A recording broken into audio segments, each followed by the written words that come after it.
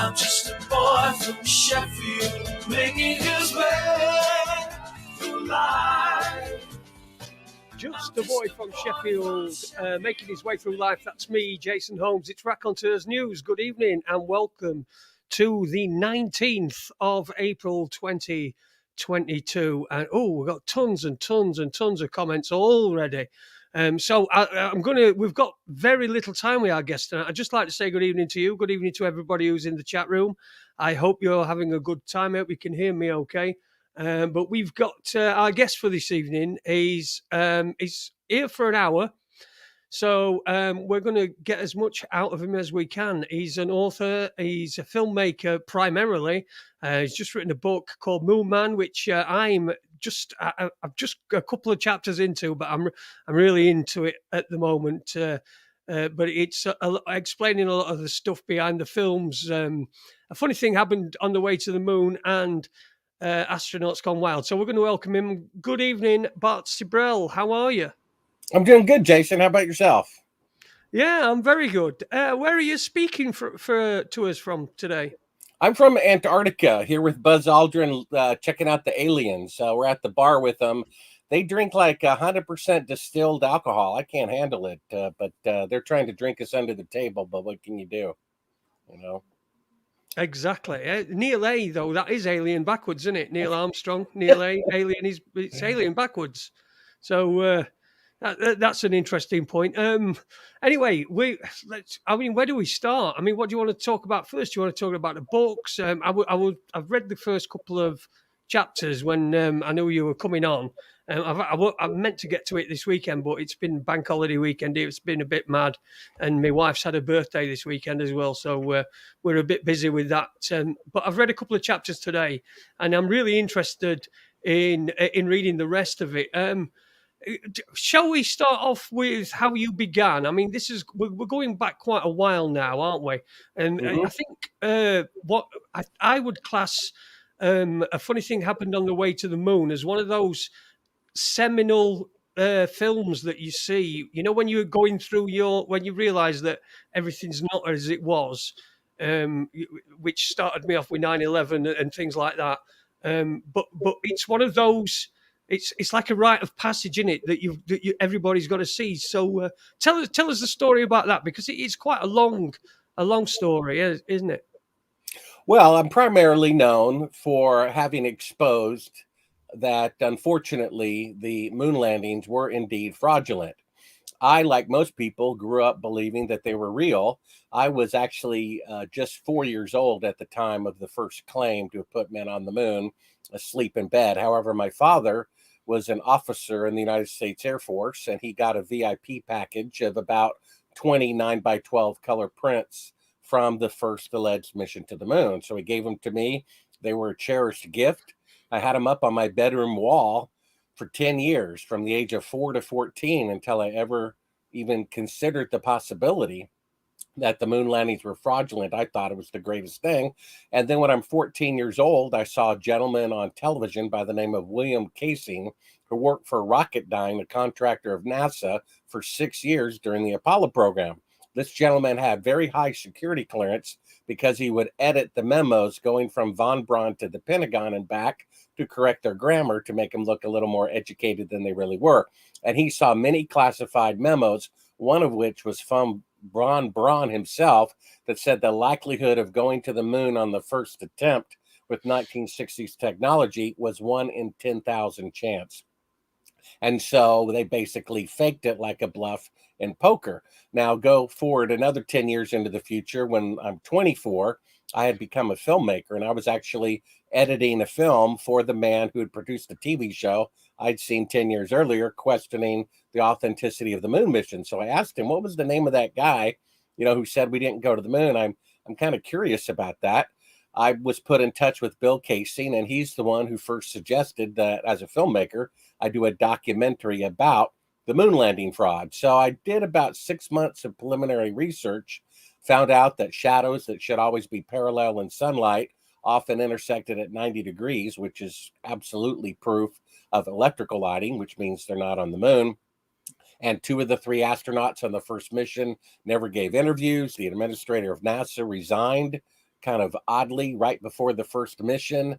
The Soviets were much more advanced, had launched the first satellite, animal, man, woman, spacewalk, crew of 3, 2 crafts at the same time. And yet somehow we went to the moon.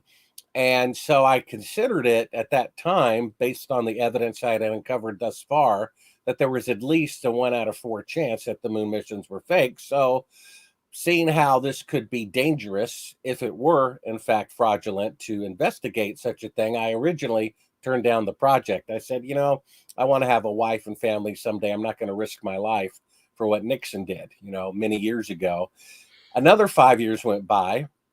I had another client who suggested that I read the Bible. And so I started reading what was called a 1-year Bible.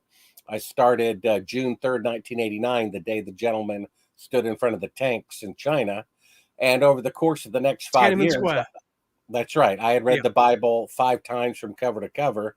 I wasn't a Christian exactly. However, it did convince me that there is a creator. Things don't make themselves. A flower and a bee can't simultaneously know of each other's existence and evolve when they're 100% dependent on each other. And it does kind of make sense in our core of our nature that there's a judgment for how we live life here on earth, and that if you are judged, I guess, in a good light, then you'll live eternally and those other people won't be dead forever. So it convinced me of a struggle going on between right and wrong, between good and evil, which is often kind of demonstrated in truth versus lies. And then I realized, if they did fake the moon missions, that's actually more profound of an event in history than if they'd actually gone. I mean, if they really faked them, lied to the encyclopedias, lied to Congress, lied to the world, lied, and embezzled billions of dollars, that's more significant than if they'd actually gone. And so I realized, if that's true, the world needs to know this. And I said, I'm going to die anyway, and this is a matter of right and wrong. So after 5 years of being afraid to make the movie, I changed my mind and I said, I'm going to die anyway. I might as well die for a just cause. So my main investor put up $1 million to make these movies. He's a board member of an aerospace company that builds rockets for NASA, who knows the moon landings were fake. So the film took, a funny thing happened on the way to the moon, about 7 years to produce, and about 3.5, 4 years into the film, I pop in a tape that apparently a whistleblower gave me from NASA, but I had on my shelf for many years. And it said, do not show to the public on the screen. And when I hit fast forward, I see the same, scene for a full hour. It's a special effects shot.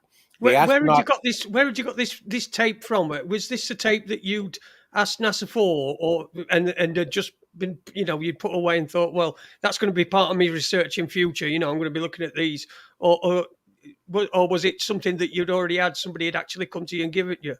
Well, in my investigation of this, I assumed that if the moon missions were fake, they're more likely to have made a mistake the first time they faked it, because they had never faked it before. So I asked NASA for every single still picture, every single reel of video footage, and every reel of film footage of just the first mission. I told them I was doing a documentary about the moon landings, which is true. I wasn't about to tell them I'm trying to see if they really went or not, because then I wouldn't get their cooperation. And as I started looking at the 20 reels or so that they had sent me, it was the same footage over and over again. There's actually very little footage of astronauts on the surface of the moon during the first mission. In fact, there's probably 15 pictures of fewer of astronauts on the surface of the moon from the first mission. And believe it or not, there's not a single picture of Neil Armstrong on the surface of the moon. The most famous man in history, on the most famous moment in history, there's not a single picture of him on the moon. The people at the archives were dumbfounded. Now, their excuse is, well, he was taking the pictures, so he's not in them. But I think, if there's a 500-degree temperature difference between light and shadow and micrometeorites and radiation, you might want to have a backup camera.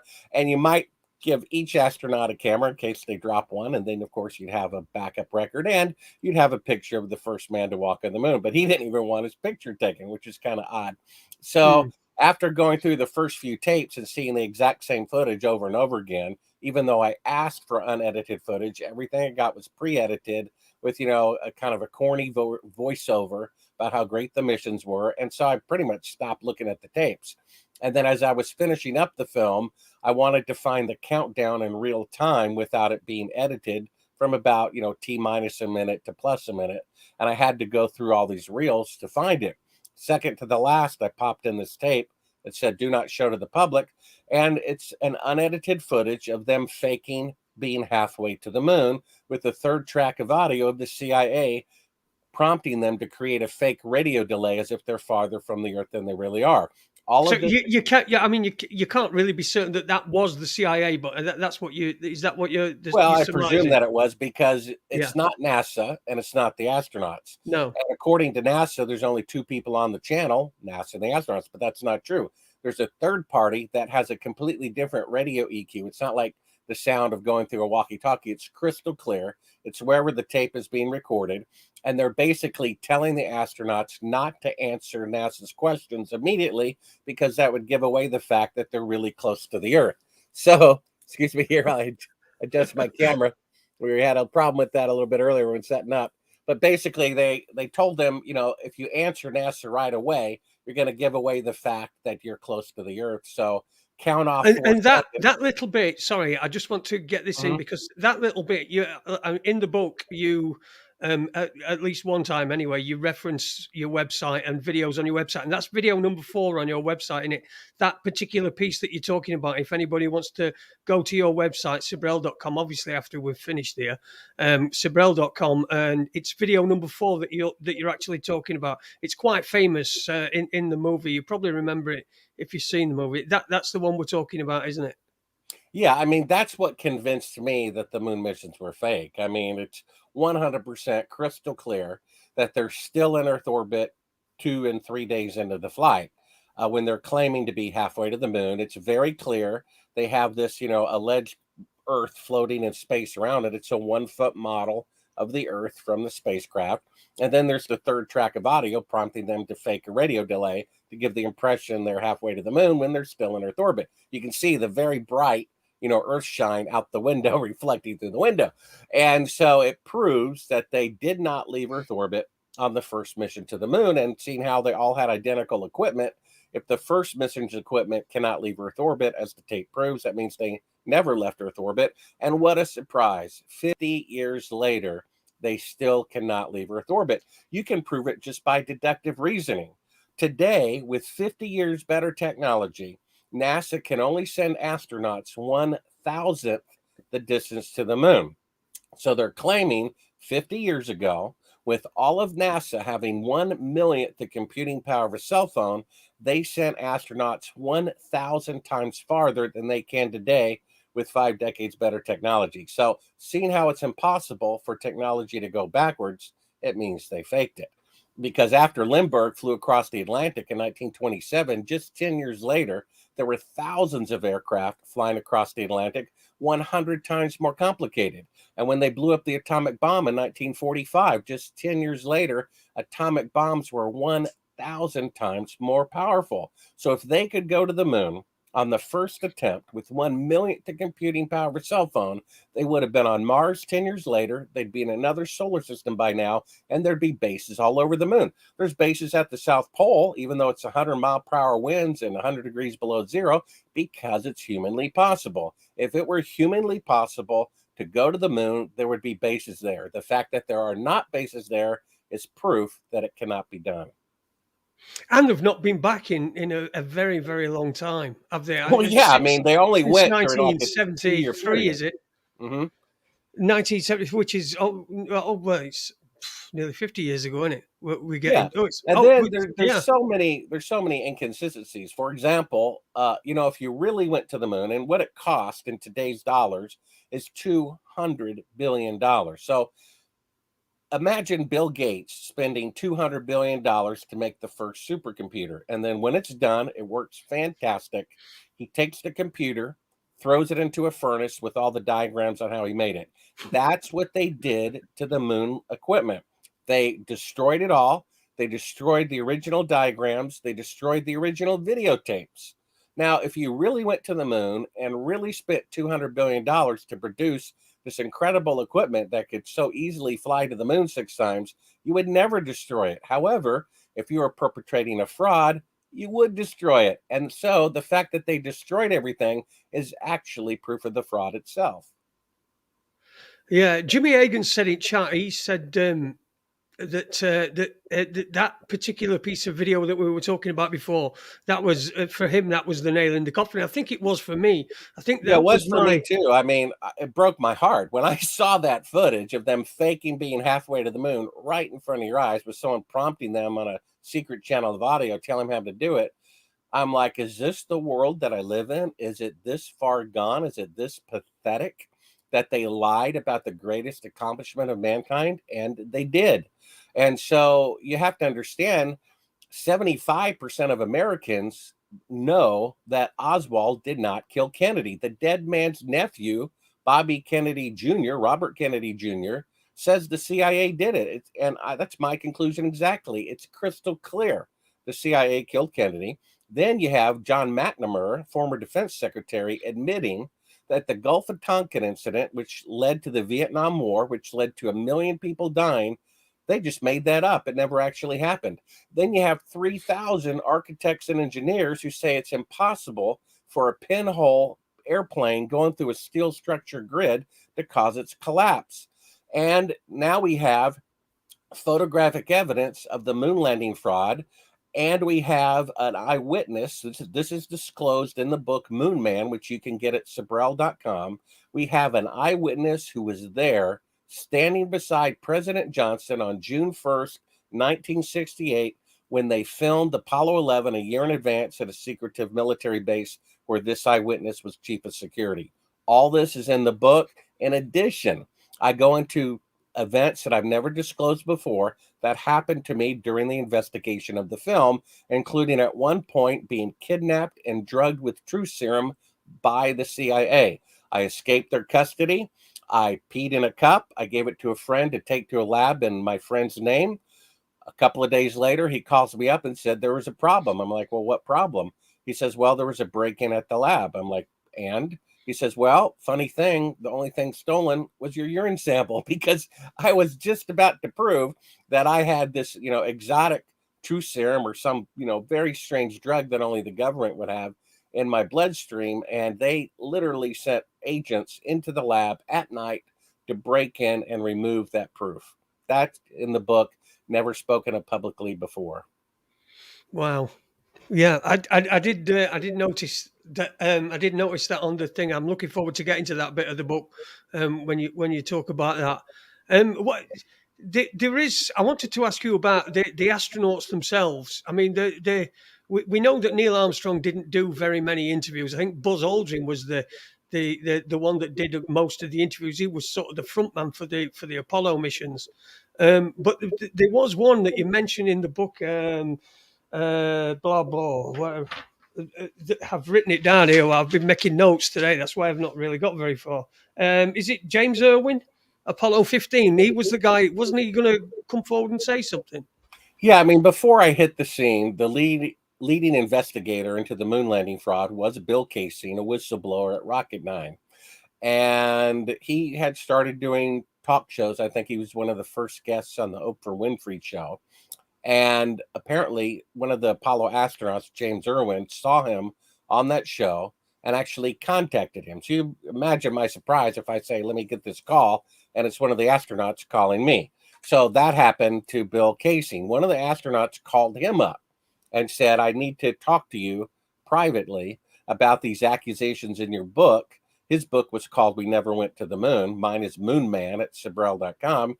And he said that the reason that he had called this whistleblower to basically have a private conversation about the moon landings was because he had become a born-again Christian and wanted to confess sin.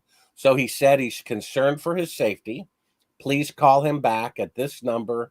3 days later, the astronaut was dead from a heart attack. So obviously, one or both parties' phone calls were being monitored. The CIA did not want a confession from an eyewitness, and they killed him beforehand. In fact, my eyewitness only confessed because he was dying of cancer. And when I confirmed all these details with his surviving relative just, a year and a half ago while I was editing the book Moon Man, he was visited by people from the CIA and his life was threatened if he ever talked about it ever again. And this was just a year and a half ago. So I had to contact the White House press secretary, the United States senator on the Intelligence Committee, and the FBI in the region where this relative lived to get them protection.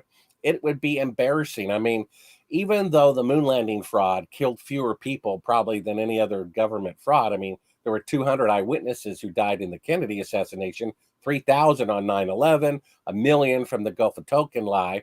Maybe 15 people died covering up or whistleblowers in the moon landing fraud. Nevertheless, if the truth came out, Jason, I think it would shock the public more than any other revelation, because they cried for these people, they prayed for them, they waved their flags, they gave them medals of honor for lying. And then the second to the last chapter in the book reveals kind of the Achilles tendon of really why the government is so afraid for the truth about the moon landing to come out. Because according to an astronaut's widow and surviving son, their father and husband was going to be the first man to walk on the moon. And because of his criticism of NASA, according to them, not my opinion, he was murdered by the CIA.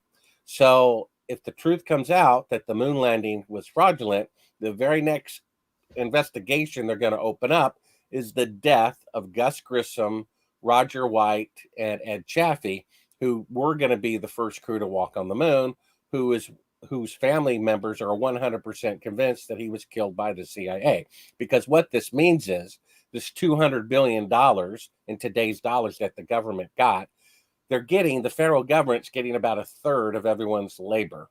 And they're using it to deceive them and to murder their own countrymen who are trying to expose their crimes. Because the materials used to commit these homicides were paid for by the taxpayers. So we're actually paying for people to deceive us and paying for people to kill our countrymen who are trying to expose their crimes. Now, I think that's not a very good state for the country to be in when William Benny, who works for the NSA for 30 years, admits he eyewitnessed Supreme Court justices' cell phones being monitored for the purpose of blackmailing them into voting a particular way. He goes on national news. It's an established fact that no one contradicts. And there's not a single investigation because all the heads of those departments are following corrupt leaders above them, and they're not going to expose their own crimes. This is a sad and pathetic state of our country. It is. And unpicking it is a real job. But fortunately, there's people like yourself around that are going to do it. Jimmy Hagan's asked a question. He said, Jason, ask Bart about Stanley Kubrick as alleged admission to faking the moon landing shots. I think that was the story in a nutshell. What do you think about the position with Stanley Kubrick? Was he involved at all? Well, first of all, we know the missions were falsified, which means they had to have somebody in charge of making the pictures and television images look real.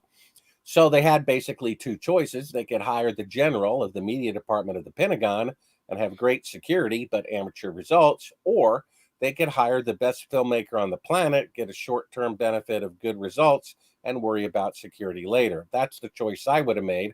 And what a coincidence. We had a film about going to the moon made the very same year that they faked the first moon mission, 1968. Mind you, it was faked a year in advance. And that man was Stanley Kubrick, who was seen on NASA's grounds talking to the flight director and various people there.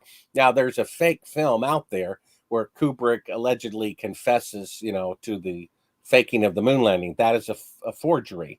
For one, Kubrick died in 1999, and they refer to me being punched by Buzz Aldrin, which happened in 2002. So it is so truthful that Kubrick did, in fact, fake the moon landings, that they make a fake film about it to come out as not being genuine in order to discredit the reality that he did indeed fake it. You see how clever the CIA is. Now, it's a side note. It doesn't really matter who faked it because the main thing is that they were faked. And that's who I would have chosen to do it. And then most people don't realize the second time they went to the moon, a few months later, they accidentally, in quotes, pointed the TV camera at the sun. So in the first minute of the mission, so they didn't have any TV images. Then the next mission didn't go to the moon. And so they actually had 2 years after Kubrick faked the first one to get their act together and to figure out how they faked the second one. It's David Percy's opinion of Alice.com that the other missions were shot primarily in United Kingdom. And I think he's correct. I think the first one was shot here because we have an eyewitness of what United States military base that was. However, there is photographic evidence that later missions were shot in the United Kingdom in a former blimp hangar. It's pretty conclusive proof. But any idea where that is? Because we're in the I'm in the UK. I wish I remembered the name of it, but it's an old World War II or post World War II dirigible hangar, and you can see a certain kind of design of the I guess the supports in the ceiling that accidentally show up in a large landscape of some of the Apollo pictures. And it's a side note. These are minor curiosities compared to the fact that the moon missions were fake. That's the big picture that people have to see. They did fake the moon landing. They did do 9/11. They did kill Kennedy, and they're doing the little, event that's been going on for 2 years. These people are at large. They're entrenched. They're getting more powerful and more experts at deceiving and murdering the public. So unless you want to live that way forever, then somebody better rise up and do something about it. Yeah, I think we all need to do that, don't we? We all need to do that. I mean, the Ukraine thing as well is also the same sort of thing. It's just um, it's theatre for us, really. And I know they're doing these things and people are dying and it's costing money and everything. But to me, it appears like it's a great big movie that's being moved about. And even this part that we're doing now, the parts that we're playing is part of that movie. Now, obviously, they don't have control over this part of that movie, but they have control over the big bits. Now, Jimmy again also asked. He said, did you hear any whispers about 3 Russian cosmonauts who allegedly died attempting to get to the moon back in the early days?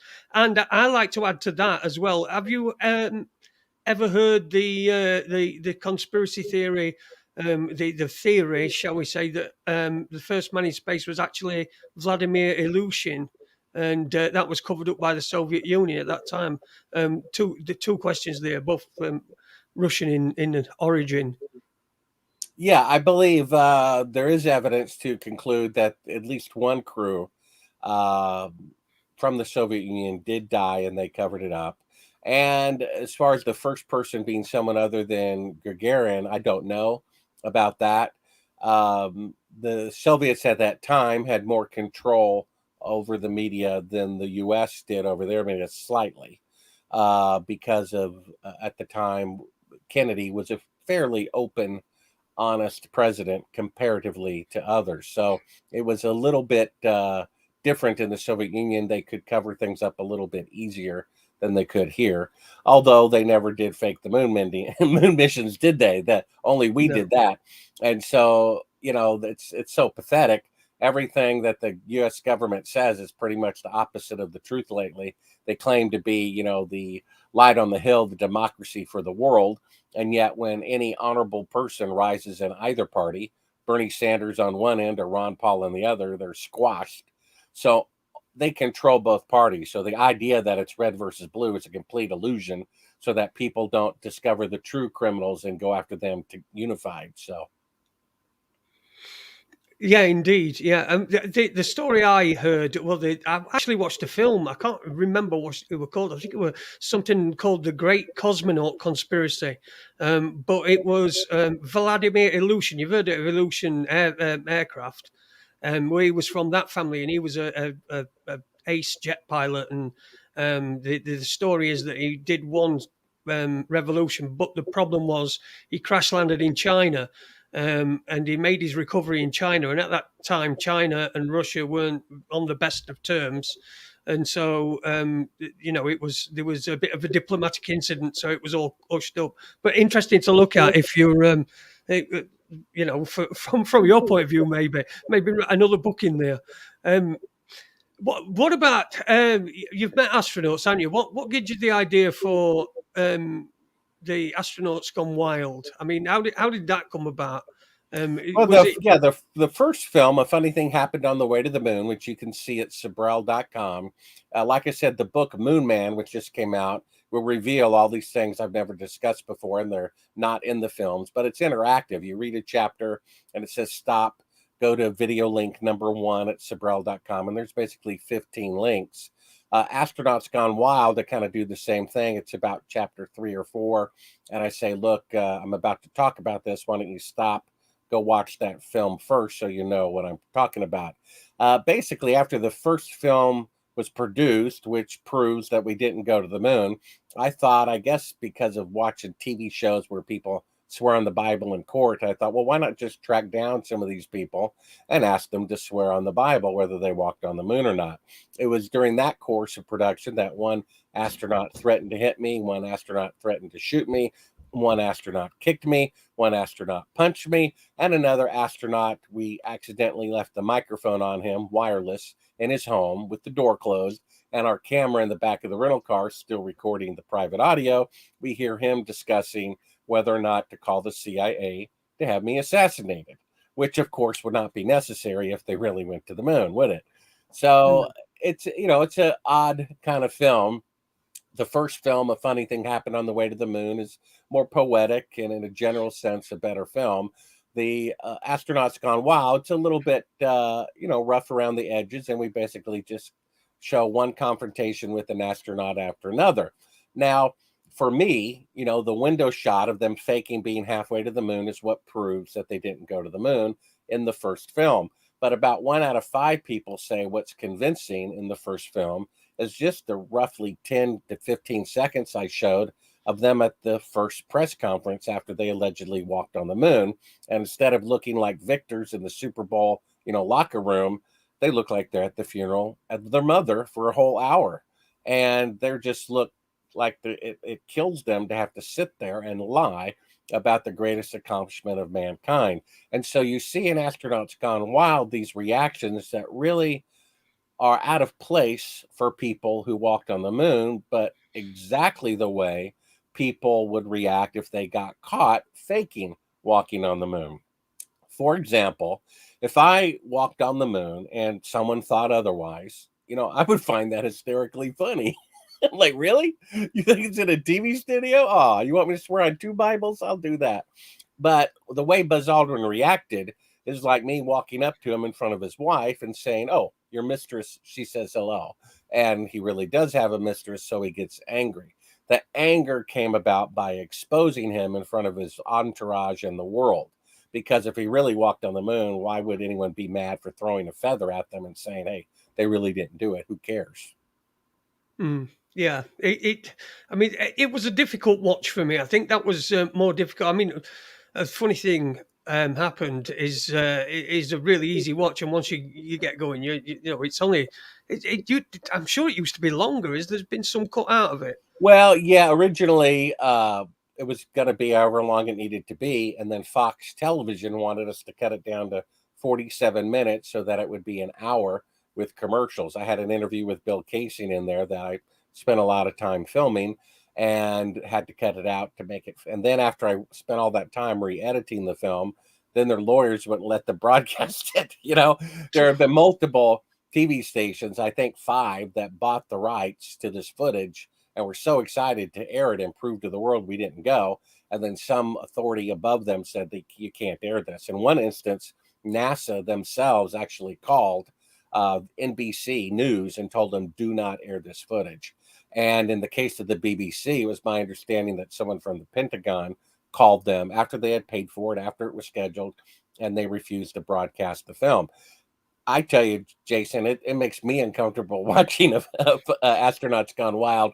I'm like, oh, it's a little odd to see these guys sweating, turning, beet red when I show them the footage of the fake photography and they start getting mad.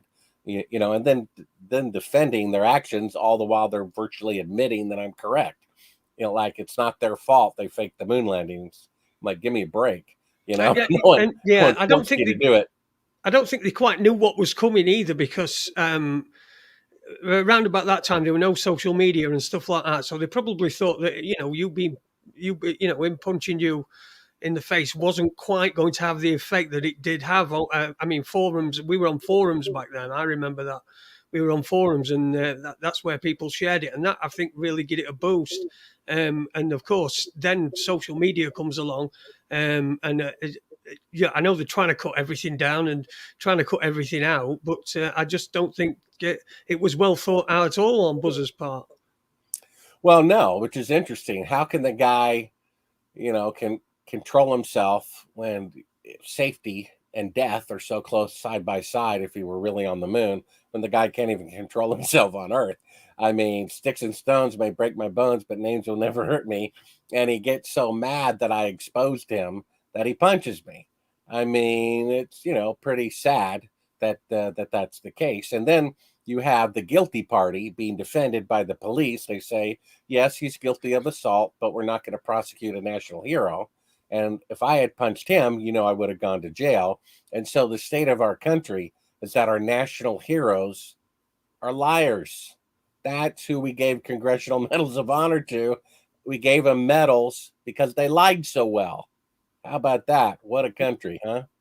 Yeah, what a great country.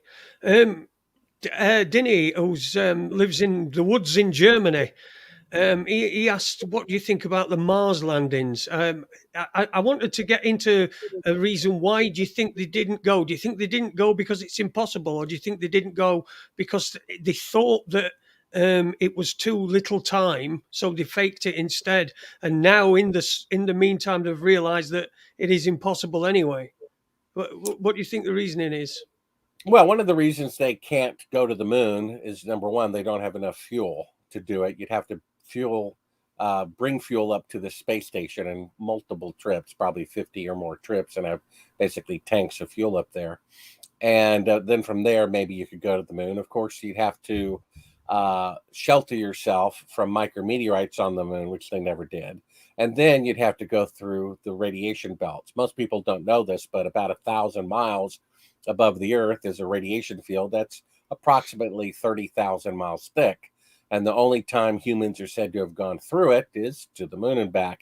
And one of the clips in the book that's linked at Sibrel.com is we have NASA admitting that the radiation belts are dangerous and that the technology for an astronaut to go through them and survive has yet to be invented. How about that? So how did they go to the moon? Now, of course, you can X-ray a toaster 1,000 times and it'll still make toast. However, you can't X-ray a human 1,000 times and they're going to die on you. So you could send unmanned probes to the moon, and I believe they've done that.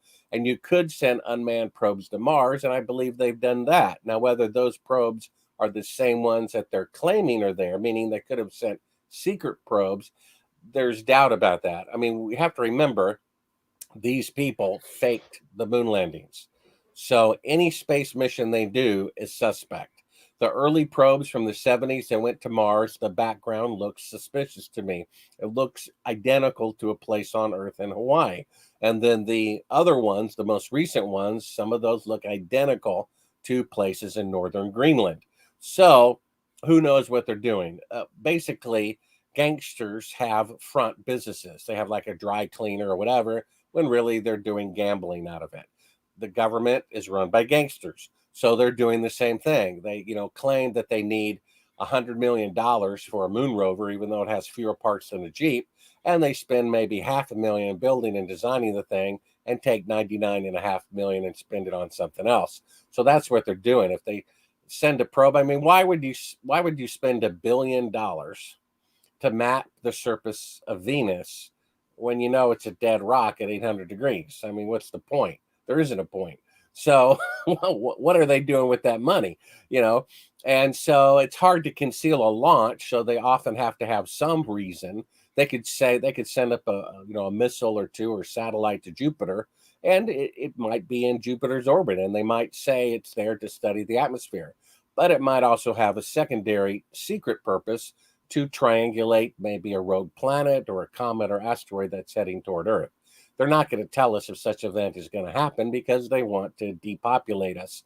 And this way they can let Mother Nature do it without having to go down in history as the next genocidal Hitler, although they're probably going to outdo him with the recent little event that's been going on for the last 2 years. So what can you do?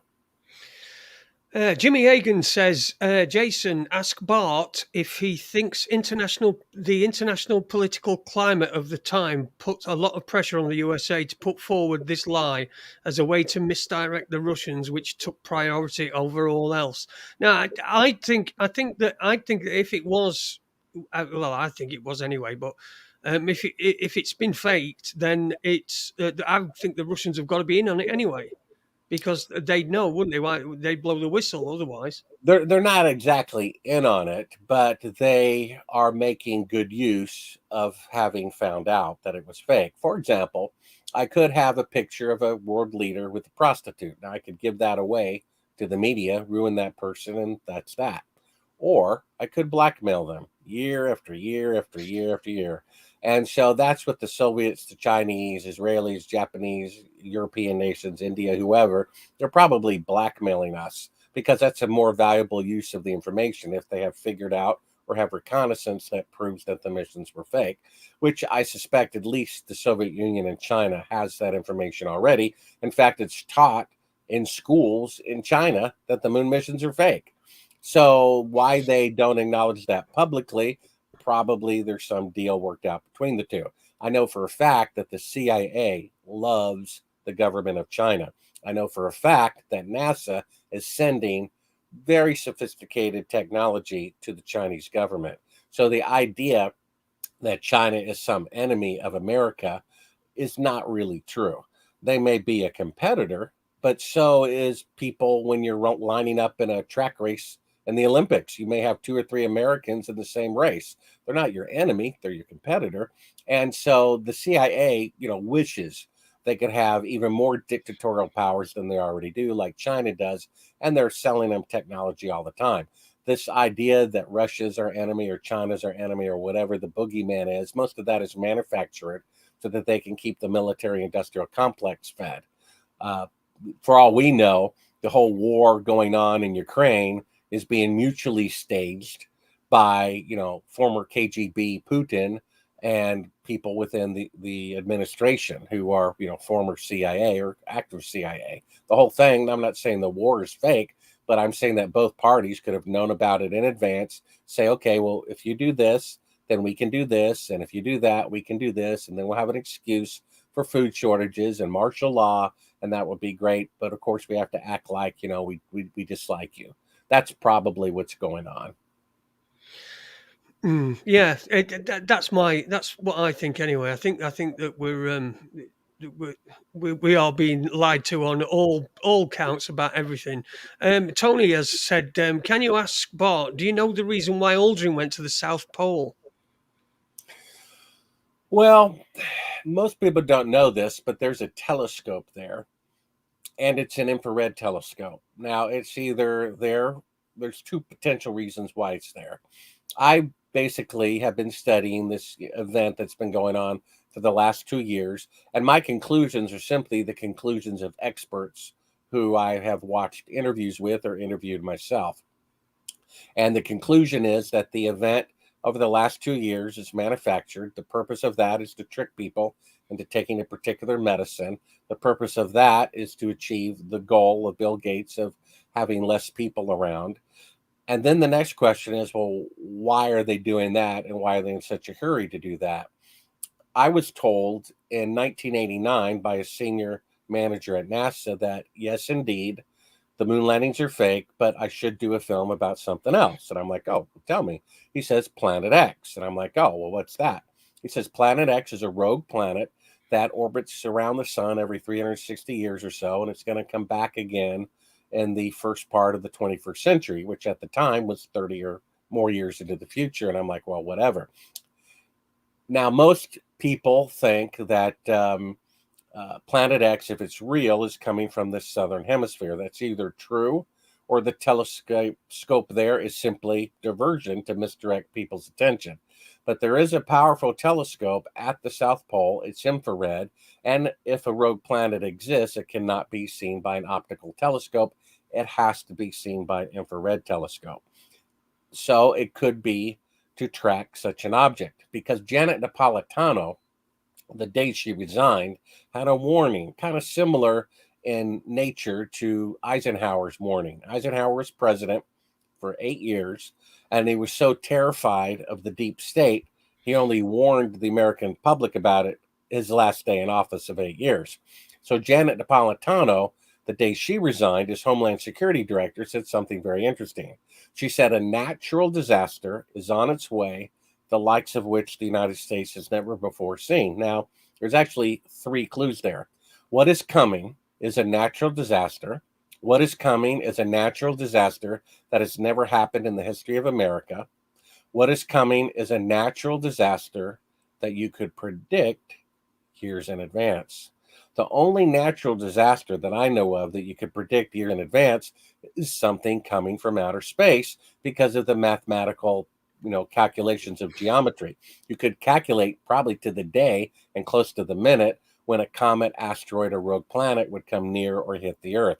So perhaps Buzz Aldrin, being in on the water cooler talk of what's really going on in the world as the man who faked the moon mission, maybe he went there to keep an eye on a comet, asteroid, planet X, or whatever. It's my understanding that his comment was what he saw there, I believe through the telescope, gave him great horror. And so it's my opinion that the reason why Bill Gates is so earnest to lower the population is because a cosmic event is coming that, when it does come, could kill half the people on the earth in 90 days to 6 months. And so rather than have all that shock happen at once, the world leaders have done this little scenario for the past 2 years to get people to take this particular medicine, which in my opinion will gradually lower the population so that it won't be all of a sudden a shock for the same number of people to die at once. Rather, they will have spread it over 2 years because of the little scenario they've been playing out. Interesting. Very, very interesting stuff. I mean, there's so many different angles, isn't there, that we could go from with what's been going on, and we can link just about everything. I mean, I didn't know that Buzz Aldrin had been to the South Pole. I didn't know the significance of that, but wow. Chris Partridge says, there was somebody asked in here, a question that I wanted, and Tony did ask this question before you even arrived, but he said, I wonder if Bart was the last guy Buzz ever punched. And the question for Bart, did any of the astronauts ever swear on the Bible? I think we've already answered that, haven't we? That's no. Well, not exactly. The ones that did swear on the Bible were the ones who acknowledged that they were atheists. I think Buzz Aldrin did punch one other person. It was his mother. I think she owed him $5, and she was holding on to it. He got kind of mad at her. But aside from that, I don't think he's punched anybody that I know of. But anyway. Oh, you could be the final one. And Chris Partridge said he wanted me to ask you if if you think there's a secret space program that they're not telling us about. Well, yes and no. It's not advanced enough to where they can walk on the moon or walk on Mars. It's not that advanced. Certain technologies have kind of been, stifled to a certain degree. For example, jet engines, commercial ones, have been around for almost 60 years. But how many of them go faster than the sound barrier? None of them. And so, because of the radiation belt, because of the amount of fuel necessary to leave Earth orbit, it's just not a practical thing to do. It could be done, but it's not being done. Now, I do believe that there's a second space station out there. For example, when the space station was first built, it was built by multiple trips of the space shuttle. They did something like 135, 40 launches in a very short period of time, I think, pushing safety repeatedly. They were in a hurry to build something. Now, they claimed that even though the space station is 250 miles above the Earth, that for some reason it takes them 3 days to get there and to synchronize with it. Well, a few years ago, the Soviets launched a rocket to mate with the space station, and it took like 12 hours. Okay. And then they're like, oh, how come the US takes 3 days to go from Earth to the space station and the USSR takes 12 hours? You know, they don't go straight up because the speed would be off. They have to kind of loop around and synchronize the speed. So why did one take 1/6 of the time? And the answer was in the media, well, the Russians have better math than we do. Apparently 2 + 2 = 4 in the Soviet Union, and here naturally it equals 17. So, you know, which it does over here. And so what were they doing for the 3 days?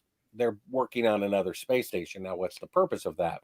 I believe that if a rogue planet exists, that it's heading toward the Earth, and if you understand that gravity is not a force, rather a curve in space, that it will push a gravity wave ahead of itself, which will ripple through the asteroid belt, which will cause, if Planet X is real and approaching Earth, multiple asteroids to be thrown out of their orbit in a random way. And at that time, if Planet X is due, whenever that is, we will have multiple asteroids coming toward Earth with very short notice. So I believe that the second space station is probably some sort of weaponized platform to shoot these asteroids as they come near the Earth when Planet X approaches.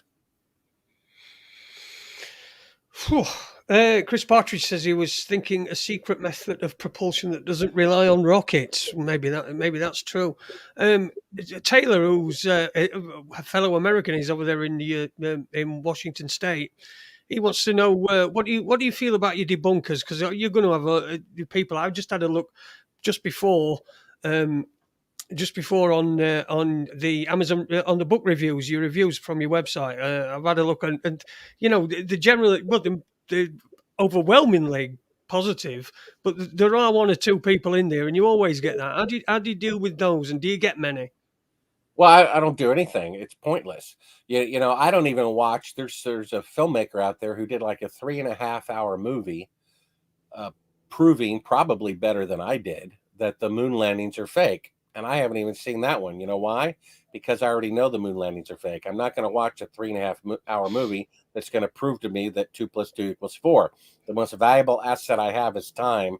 And no offense, I already know that the moon missions were fake. And I'm not going to argue with people who are so close-minded. I talked to a professor at a major aerospace university who said there's nothing I could say that would convince him that the moon missions were fake because it's become a god to him. Then I said, well, what if you saw Neil Armstrong confess tearfully on TV that it was fake? He said, I'd still think we went. The fact is, if they really went to the moon, then anyone who says otherwise is an idiot. So why are there hundreds of YouTube videos that took thousands upon thousands of hours to produce to convince a bunch of morons of the obviousness of the moon landings? Thou does protest too much. The simple fact is you can prove from one photograph in the book Moon Man, which you can see at Sibrel.com, of two shadows from objects 5 feet apart intersecting at 90 degrees when in sunlight they would be parallel forever. That proves we didn't go. We have a 1-foot model being constructed right in front of your eyes of a fake Earth floating in space. That proves it. And then we have the simple logic that today, with all the technological advancements that we have, NASA can only send astronauts 1,000th the distance to the moon.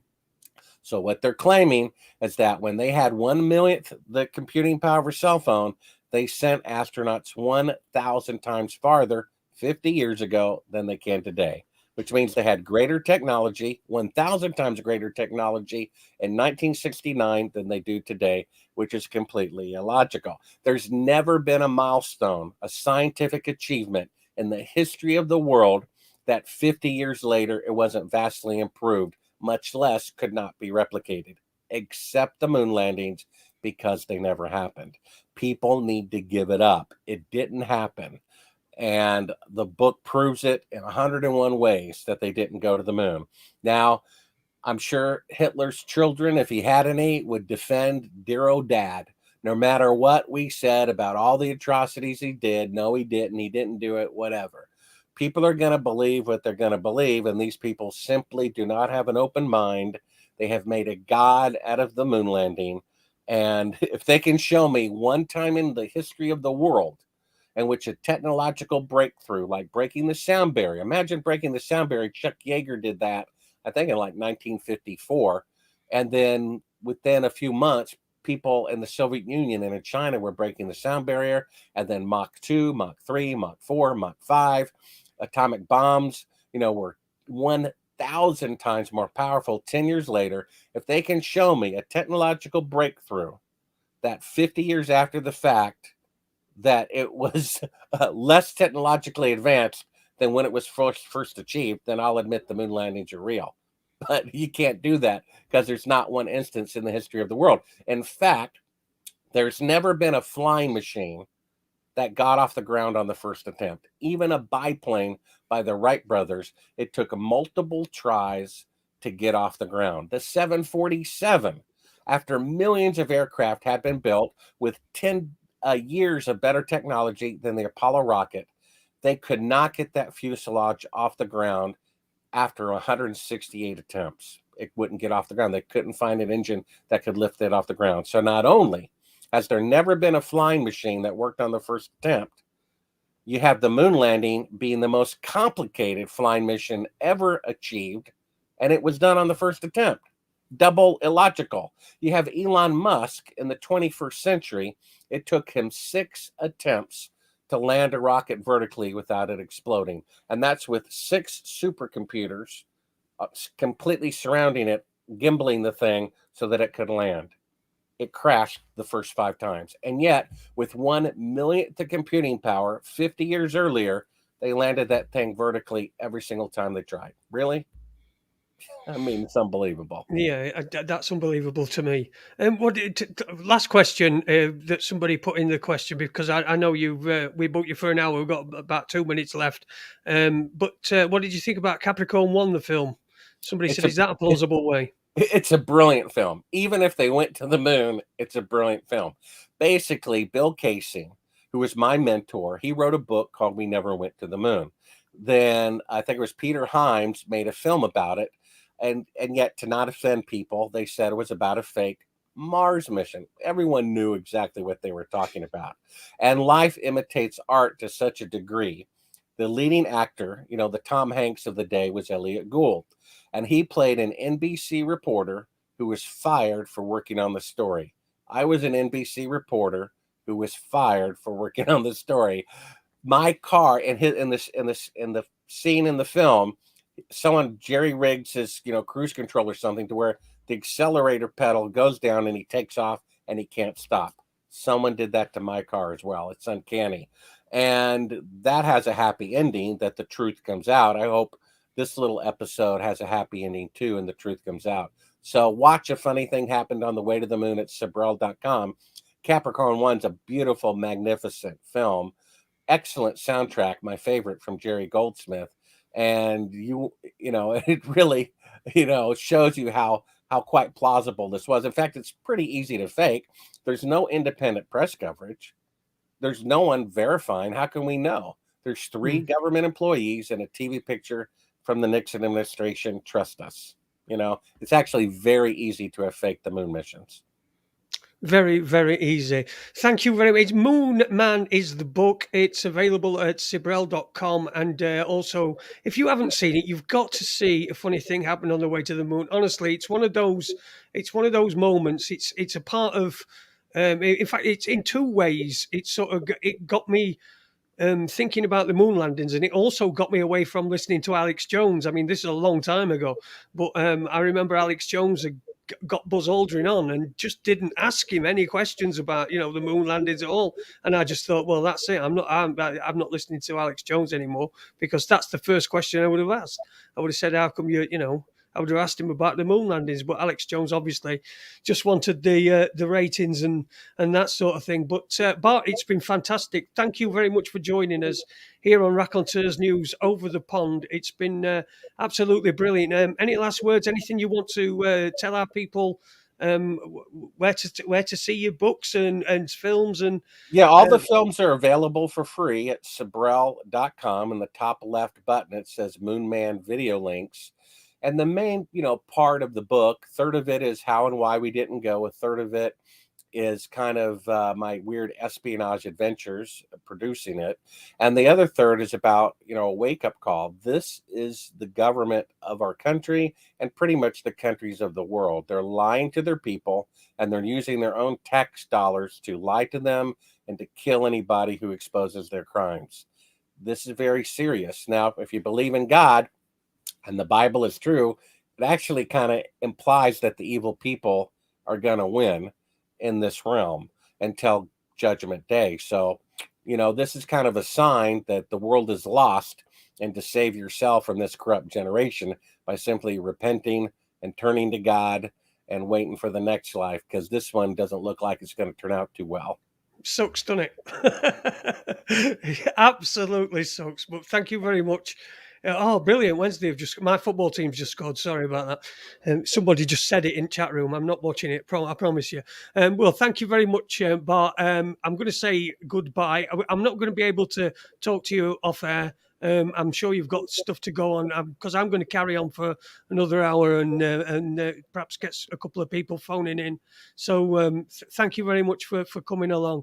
And hopefully we'll speak again. I'll send you an email to thank you as a courtesy, and think of us if you're ever passing this way again. Sure, just send me a link of the upload. Okay, I certainly will do. Thanks very much, Bart. Sure, there you go, care, Jason. There you go. That is Bart Sibrel from Sibrel.com. Remember that place. Remember the Sibrel.com. That's the only place. Well, it's not the only place, but it is the place where you can watch A Funny Thing Happened on the Way to the Moon. And of course, Astronauts Gone Wild, and get his book as well. It's called Moon Man. I'm going to stop on perhaps just for another half an hour or something. But I think I'm going to play a record and have a little bit of a break, because my throat's a little bit sore at the moment. So and I need to do the lighting and stuff. So I'm just going to play a record, and I shall be back. Let's see, what should we play? What should we play? It's Rain. It's by Heath, and it's called Rain. It's a lovely song, this. It used to be Andy's favourite. And I always mention Andy when I'm doing this show, as Dinny told me on the show the other day. So enjoy this record. I'll be back in about 5 minutes. 5 minutes and 4 seconds. And we'll continue. I'll take a couple of calls, and we'll see where we go from there. You're on watching Raconteurs News. It's on a Tuesday night. It's absolutely fantastic. Where are we? Oh.